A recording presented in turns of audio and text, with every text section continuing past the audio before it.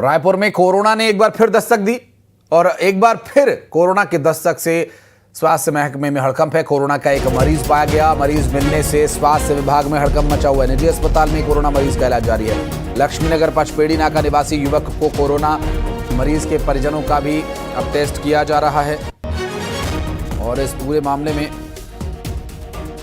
जो कार्रवाई की गई अभी तक जाहिर है कि इससे कोरोना के मामलों में बढ़ोतरी को लेकर रोकथाम की आवश्यकता है।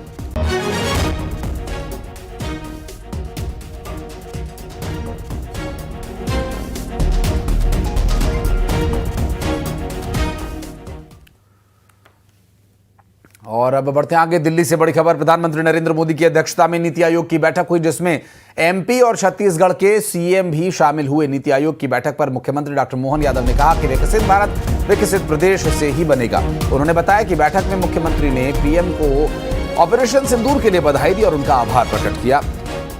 मुख्यमंत्री डॉक्टर मोहन यादव ने बताया कि बैठक में मुख्यमंत्रियों ने अपने राज्यवार प्रेजेंटेशंस किए। आयोग के अध्यक्ष और यशस्वी प्रधानमंत्री श्रीमान नरेंद्र मोदी जी द्वारा विकसित भारत विकसित प्रदेश अब पूरे देश के लिए नीति आयोग की जो बैठक ली गई है, अभी तक के सारे रिकॉर्ड टूटे हैं।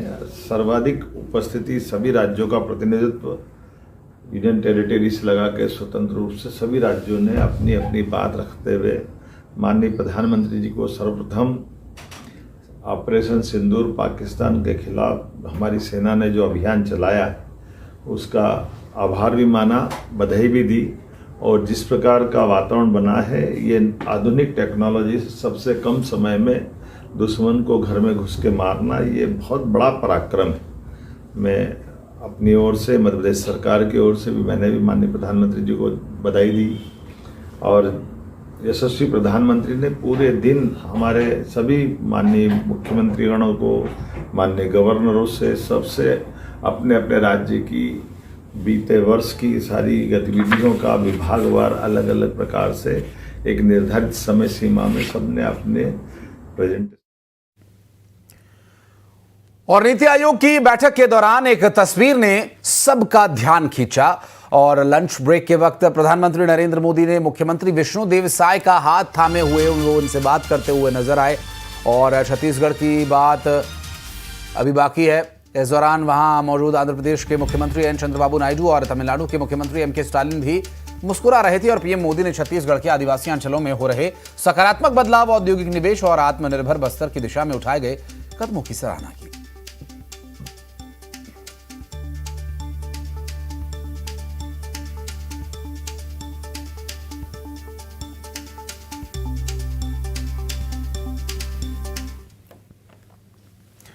और मध्य प्रदेश में अब संविदा कर्मचारी भी ट्रांसफर ले सकेंगे। नई ट्रांसफर नीति, इसके लिए प्रावधान किया गया है। ट्रांसफर लेने संविदा कर्मचारियों को 5 साल के लिए एक नया एग्रीमेंट करना होगा और इसके तहत जहां नई पदस्थापना चाहिए वहां पर नया एग्रीमेंट करना होगा। हालांकि ट्रांसफर लेने पर कोई भत्ता या छुट्टी नहीं मिलेगी। साथ ही ये तबादला 5 साल के लिए होगा और बीच में किसी प्रकार के तबादले का प्रावधान नहीं है। और प्रावधान के तहत स्थान परिवर्तन कलेक्टर और प्रभारी मंत्री के अनुमोदन के बाद ही किया जा सकेगा। ट्रांसफर के आदेश जारी होने के बाद 1 हफ्ते के भीतर नए स्थान पर ज्वाइनिंग देनी होगी। तबादला सामान्य प्रशासन विभाग की जारी की गई तारीखों यानी 1 से 30 मई के बीच होंगे। मध्य प्रदेश में अब संविदा कर्मचारी भी ट्रांसफर ले सकेंगे। महिला कर्मचारियों को विशेष छूट।